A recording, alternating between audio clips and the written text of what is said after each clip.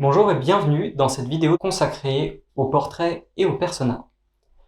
Ces deux outils, qui diffèrent dans la méthode employée pour les construire, permettent de comprendre et de rendre compte des différents acteurs impliqués dans votre terrain, dans votre problématique. Et ça permet de rendre compte de ce qu'ils font, de ce qu'ils sont et de la façon dont ils se perçoivent. Que ce soit les bénéficiaires, les agents publics chargés de la mise en œuvre d'un service public, qu'ils soient directement ou indirectement en lien avec les usagers, mais également qu'il s'agisse des décideurs et des prescripteurs, qui peuvent par exemple diriger un usager vers un autre acteur, comme ceux cités précédemment. Dans cette vidéo, nous allons nous intéresser aux similarités et aux différences entre ces deux outils, en commençant tout d'abord par les portraits. Comme son nom l'indique, un portrait est une représentation d'une personne réelle que vous avez rencontrée, interviewée et que vous pouvez éventuellement anonymiser. Pour les réaliser, vous devez donc mener des entretiens, des rencontres auprès de vrais acteurs pour vous frotter à la réalité du terrain. Ces entretiens vous permettront également de mieux comprendre la problématique et l'écosystème étudié. Nous pouvons vous donner quelques conseils pour réaliser correctement un portrait. Premièrement, un portrait est toujours circonstancié. Il se crée par rapport à une problématique donnée, un sujet, un service, une situation. Deuxièmement, vous devez rencontrer des acteurs pour faire un portrait. Ça semble assez simple, mais c'est parfois, et surtout dans la situation actuelle, pas si évident que ça. Vous devez donc organiser cette rencontre, ce temps d'échange, et leur demander de raconter leur parcours. Raconter pourquoi ils se trouvent dans la situation que vous étudiez, ou éventuellement pourquoi est-ce qu'ils n'interagissent pas avec le service. Qu'ont-ils fait avant, pendant, après leur implication dans le dispositif ou dans le service étudié, et quels sont leurs enjeux par rapport à ce dispositif ou à l'administration ou au service. Troisièmement, vous devez documenter cet entretien de façon à pouvoir transmettre à votre groupe et à vos commanditaires le portrait de cette personne. Vous pouvez pour cela utiliser des notes manuscrites, des photos, des enregistrements sonores ou vidéos. Peu importe. L'important est que vous ayez une trace qui vous permette de construire ce portrait, de le caractériser et de revenir sur les informations que vous avez récoltées. Quelques points de vigilance. N'essayez pas d'être objectif. Dans le portrait, on cherche plutôt à s'appuyer sur la réalité et à en rendre compte. Et cette réalité est forcément spécifique.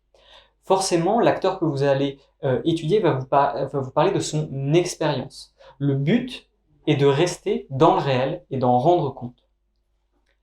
Même si l'interviewé est au cœur de la situation et possiblement expert de celle-ci, rappelez-vous qu'il possède également ses propres biais, qu'ils soient cognitifs, techniques ou sociaux, qui amènent à une distorsion de la réalité selon son propre prisme. Vous devez donc adopter une posture critique lors d'une interview, replacer les citations dans leur contexte, prendre du recul et tirer les bonnes conclusions, qui ne sont pas nécessairement les plus évidentes.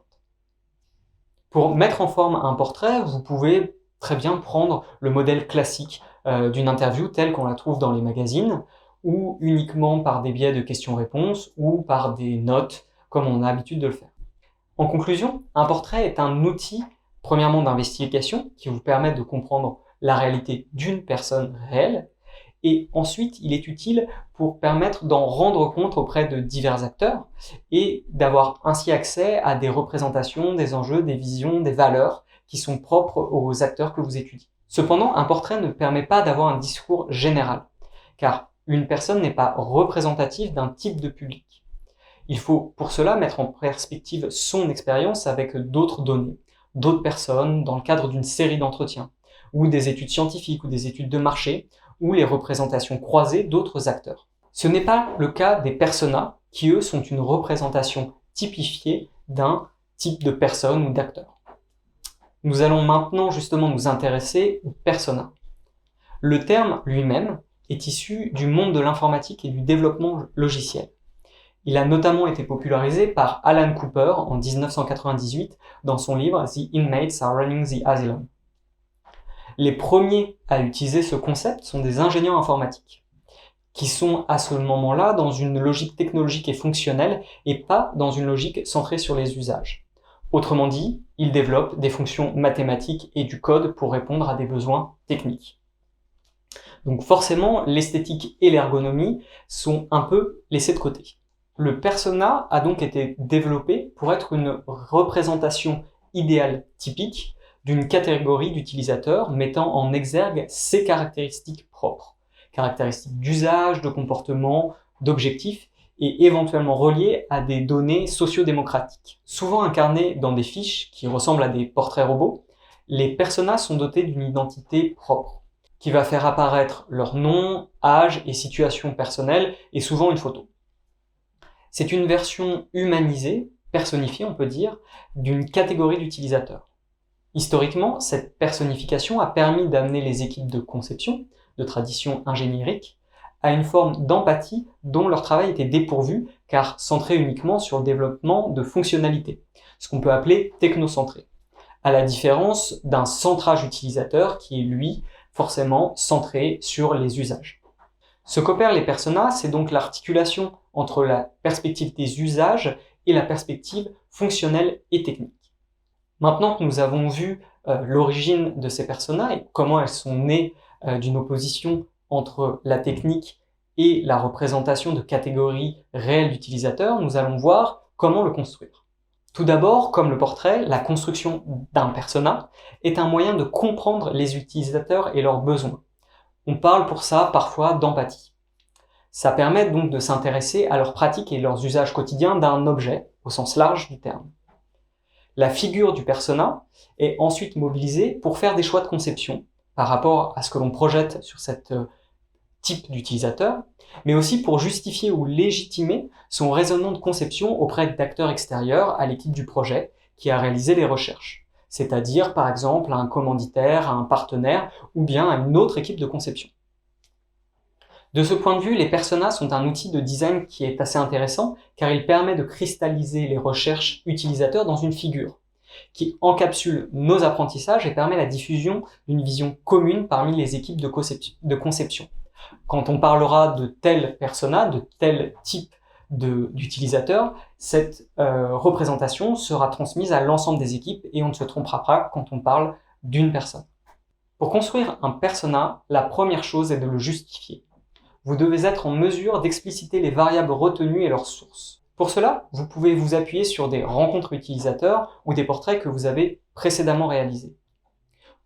Ensuite, vous devez les compléter avec des données que vous organiserez suivant des catégories qui correspondent à vos recherches. Enfin, vous devrez créer des représentations. Vous devez adopter une approche critique lors de la mobilisation des données, qu'elles soient qualitatives, par exemple issues de vos lectures, de vos entretiens, de vos observations ou de vos expérimentations, ou qu'elles soient quantitatives, c'est-à-dire issues de statistiques, de probabilités, d'études de marché, d'expérimentation. La difficulté est de trouver, voire de générer ces données qualitatives et quantitatives. En effet, les défis et problématiques qui vous sont posés correspondent à des choses qui n'ont pas encore été résolues, notamment car ce sont des questions, des problèmes nouveaux, des WICT problèmes, pour lesquels peu de données existent en l'état.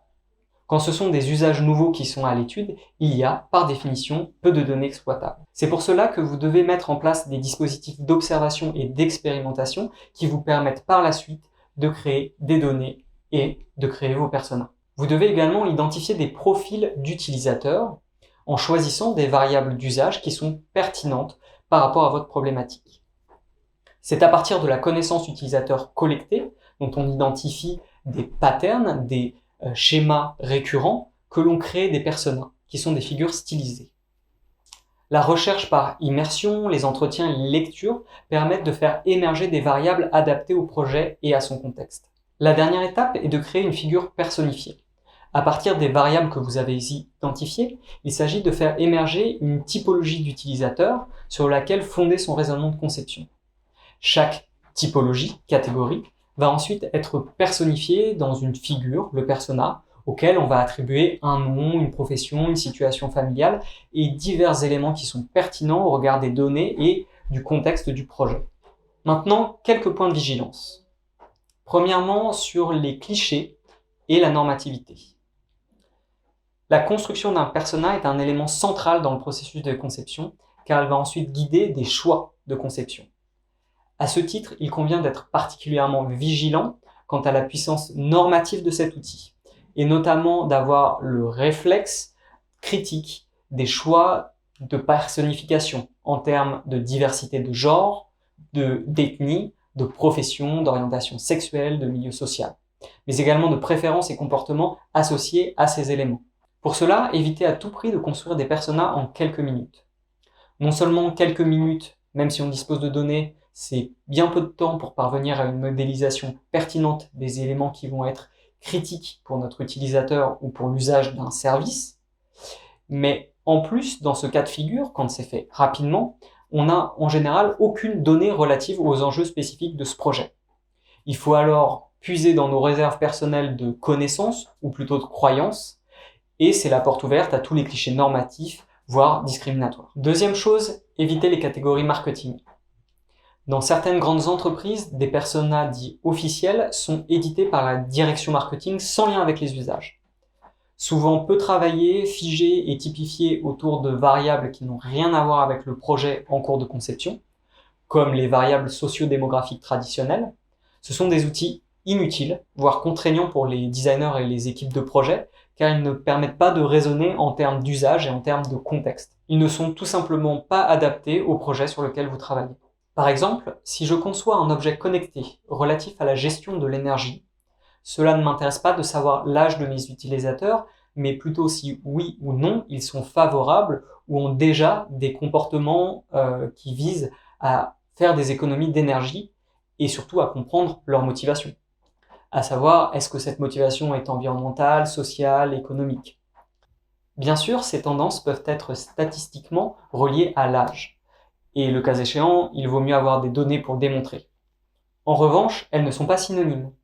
Lire en termes d'âge ne me permet en rien de qualifier qualitativement les pratiques environnementales de mes utilisateurs, et donc de leur proposer des usages et fonctionnalités qui ont du sens pour eux. En somme, c'est pas parce qu'on est vieux qu'on consomme beaucoup d'énergie, et c'est pas parce qu'on est jeune qu'on est forcément écolo. Il est donc essentiel de bien choisir ces données en fonction du contexte du projet et de ce que l'on souhaite évaluer. Comme vous avez pu le voir, les personas sont des outils complexes, qu'il est souvent plus facile de rater que de bien faire.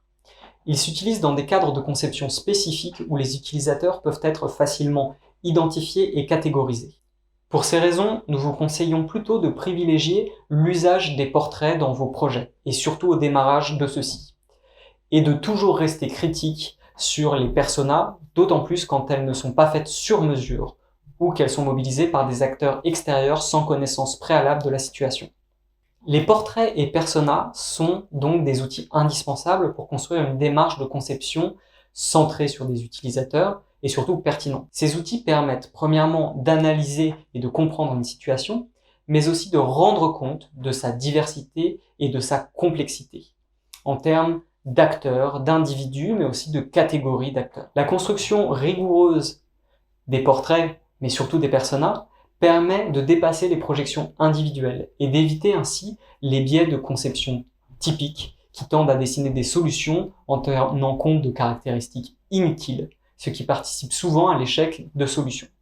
Nous vous demandons donc réellement de porter attention et d'éviter tout systématisme ou facilité dans la construction de ces outils. Bien sûr, si vous avez des questions, n'hésitez pas à solliciter vos coachs, à vous connecter à l'une des séances de questions-réponses ou à nous contacter par mail. À très bientôt.